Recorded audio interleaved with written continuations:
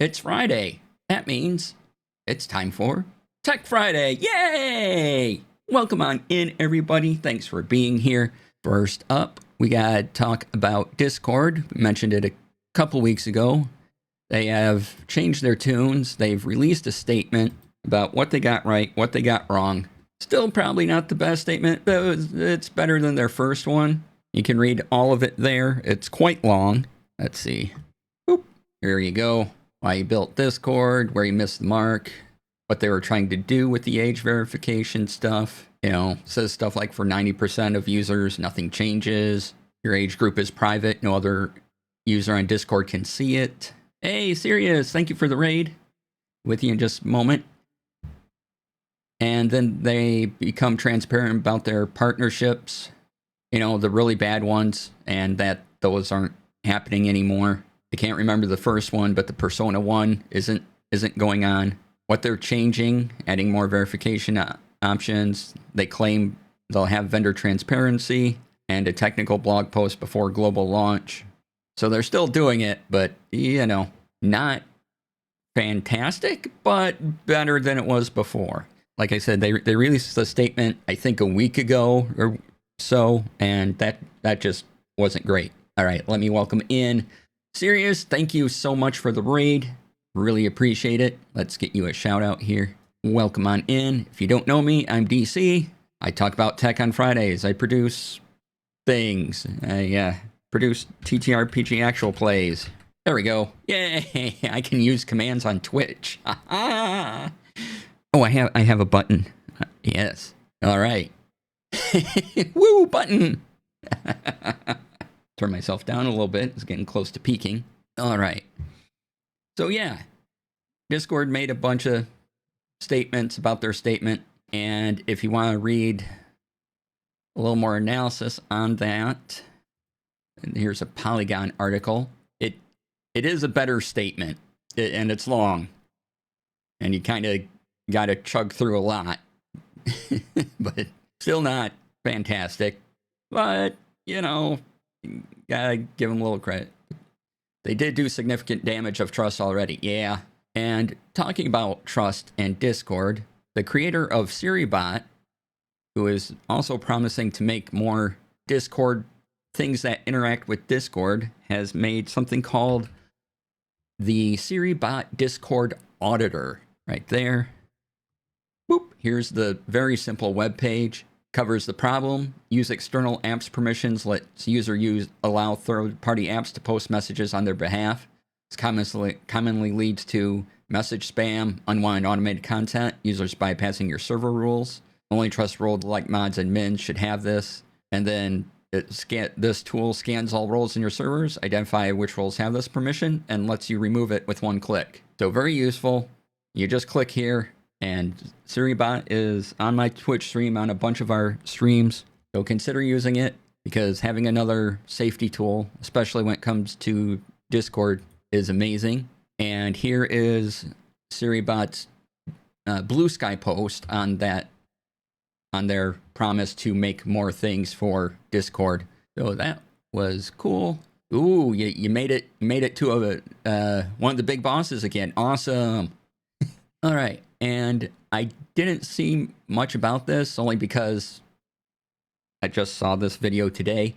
This is a video talking about using XMPP as a Discord alternative. So if that's something you're interested in, there's kind of a run through here on how to set that up. And speaking of our digital presence, Twitch actually made a change, and Zach Bussy posts about this right here. Let me get this going. Here we go. There's a post.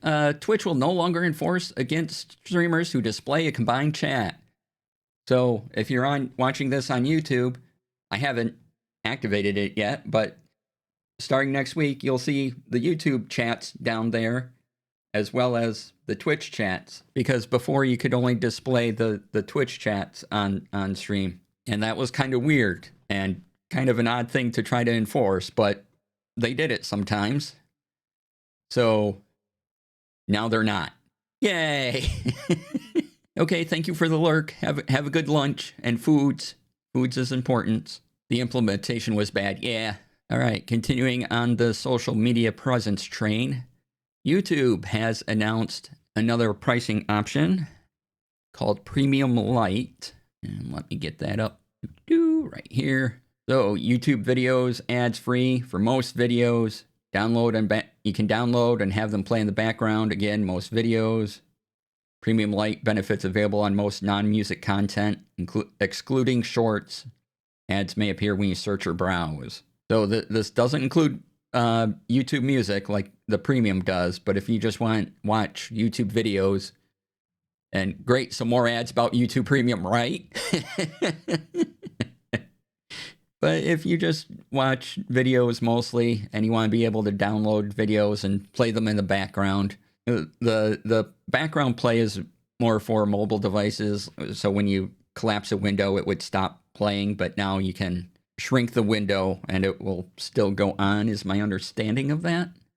But yeah, they did a pilot, they tested it, and now you can do all these things and probably get more ads for YouTube Premium, like Springleaf says. Amazing. All right, next up, we have another article by Zach. This one is Amazon making a change to wish lists that may expose addresses to gift buyers. Amazon's solution is to get a P.O. box. Really? So yeah, if you have a public gift list and you've hidden your address from people, that may not work anymore. Why it's occurring, again, this is according to Zach, to get more technically accurate on why this is occurring, it's due to them removing the option to restrict third-party sellers from list items. My understanding, this is Zach speaking, is that you could previously limit items to being shipped direct from Amazon, ensuring only they had that info. So if you do have a public wish list, keep that in mind. May want to change it, switch to another service, get rid of it. And this goes into effect on March 25th. So you have time to decide on how you want to change things up. All right. Next, we have Obsidian, of course. We have Obsidian somewhere on the show. But I do want to show off how to do a thing because it's not exactly clear. But they had an update and they released it this morning to version 1.12.4, and that includes their CLI. And so if the claim is that anything you can do in regular Obsidian, you can do in the CLI. And I wanted to go over how to set that up. Let me get my vault. There were a bunch of changes too. Let's take a look at those real quick. So you can see the command line interface is the big part. But now you have image resizing by just dragging from the corner, automatic attachment cleanup, some improvements to bases. File Explorer, copy and paste operations are now supported. Control-C, Control-V, or Command-C, Command-V. Some changes to the editor, and a bunch of other stuff. So let me get my vault over here. I think I added it to this vault. Okay, so there's a couple things you need to make sure you have downloaded if you want to use the CLI. And it's fairly easy, but first thing you want to do is check for updates and make sure you're at version 1.12.4. And also, you want to make sure this installer version is 1.12.4. And to do this, you go to you basically re-download Obsidian from their website. And then once you double click install, Obsidian will realize what you're doing and it will update the installer. But you have to do both things. You have to check for update and your installer version must be the current installer version. So once you've done those two things, you're still not done. You gotta go to, in your general tab, right there, go down here to command line interface, turn it on. A pop-up will appear asking for permission to connect somehow, at least in Windows. And so I click that pop-up. And now when I activate my terminal in Windows, let me start that up. So here's my terminal. And I just type Obsidian. I have the Obsidian CLI. I can use the arrow keys to go down. You can read a daily note and open a new daily note.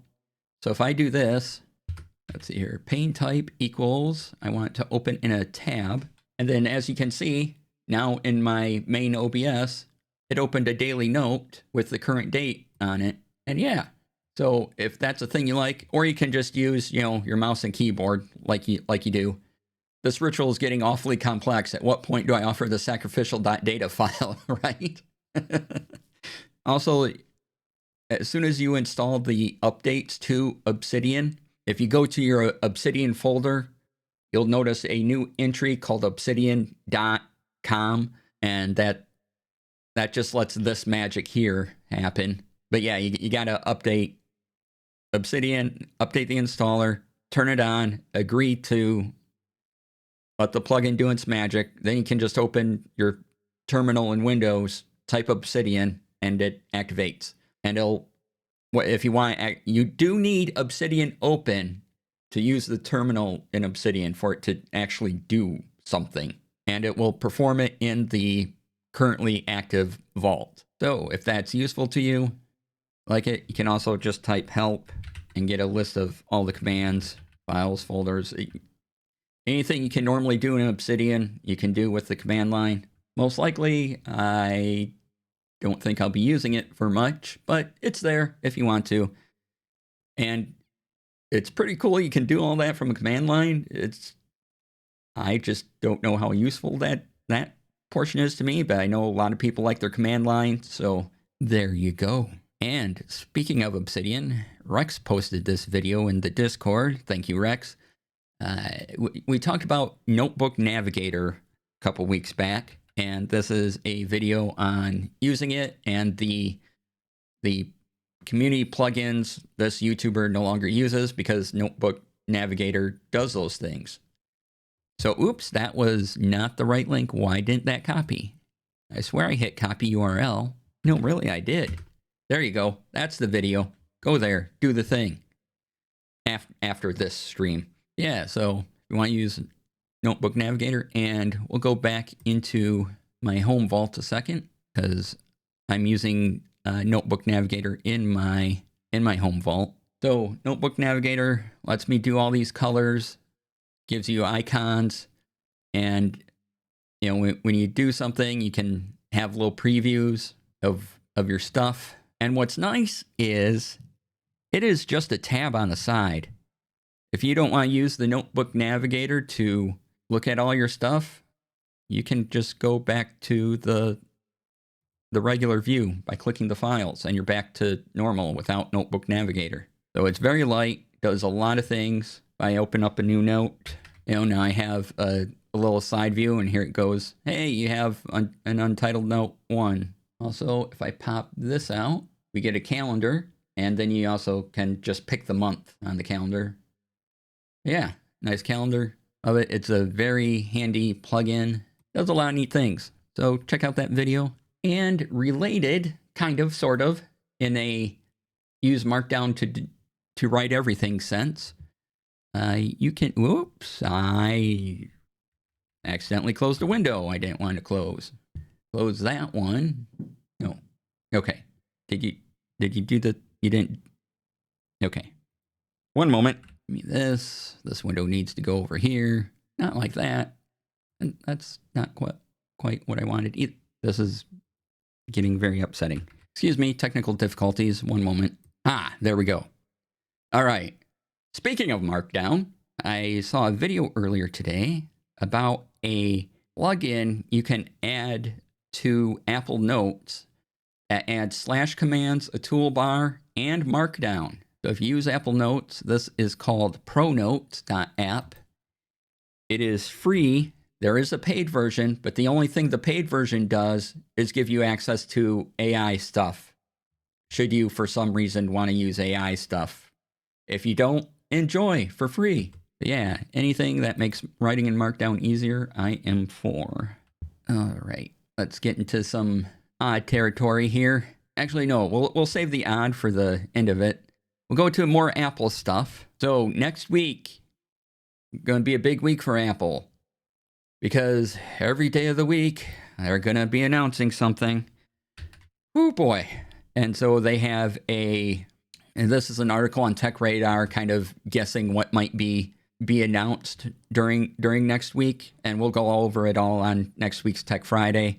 But they're just doing stuff throughout the week. Maybe a low-cost MacBook, at least in comparison to other Apple products. The actual event is going to be March 4th, but they're also saying it's going to be a big week. So in a few days, we get to see what Apple is cooking. And also in odds and ends, Xbox. You can now stream 1440p from Xbox consoles. This is on Engadget. So if that's something you're interested in, you can do that now. It's a thing. Yeah. And thanks to JD Lady, we have this article on that this could be a Lenovo Legion Go Fold link. So if you like your portable gaming systems, looks like they might be getting ready to announce a new one. And let's see, part of it will be expanding its 7.7-inch screen into 11.6-inch tablet. Supposedly will boast the Intel Core Ultra 7 258V, paired with 32 gigs of RAM and a 48 WHR battery. I like saying the letters all at once. It's fun. Yeah, and the controllers on each side will be detachable. So that is the current rumor, not presently announced. But again, thanks to JD Lady for pointing that out. And in solid news that we know is for sure happening, or has happened, SanDisk has their next generation of portable SSDs up. I've talked about the one I use. I think they're pretty great. And the interesting thing about the SanDisk ones is that they are fast enough that you can work off of them. You could probably edit off of them. Now, that is dependent on a number of things. The type of cable that's going out of the hard drive into your computer, and the type of port that you've plugged it into on your machine. So make sure you look all that stuff up beforehand. I really like mine for a portable hard drive. And as hard drives and RAM shortages continue, these aren't a bad option, at least maybe temporarily. You can offload some of your stuff to one of these drives, giving you more space while we wait for things to settle down. But that's the lineup there, and you can read all the details.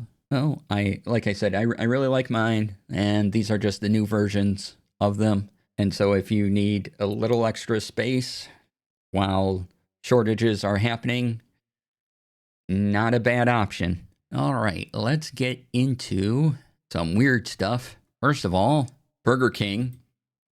I know I'm talking about Burger King, but it's tech related. This on Engadget is doing a weirdness. They will use an AI to monitor employee friendliness.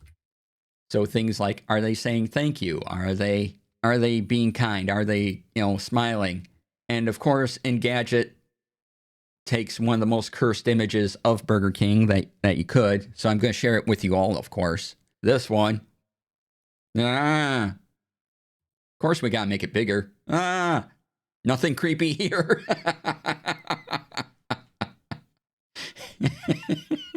So yeah, the AI is trained to recognize phrases. When it's low-paid workers utter phrases like, welcome to Burger King, please, thank you. And so managers can keep tabs on their location's friendliness performance. Meant to be a coaching tool. Sure. Yeah. So I if I saw that cursed image, you all had to too. It was just a thing. Trying to package it as a potential training and help tool, but actually using it to monitor speech is a little, yeah.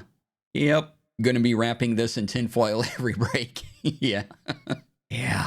All right, but I wanted to get through the curse stuff before I got to the good weird thing, which is they found a lost George Millet film. If you saw the movie Hugo, the older filmmaker gentleman, it was George Millet. It wasn't exactly, George Millet, but he was a French filmmaker. He is one of the earliest filmmakers, so 1890s-ish, along with Edison and the Lumiere brothers. And you've probably seen his voyage to the moon, the most famous image being a rocket ship in the eye of the moon. I really like that one. But he was doing a lot of experimental stuff in those early days and has some of the more fascinating.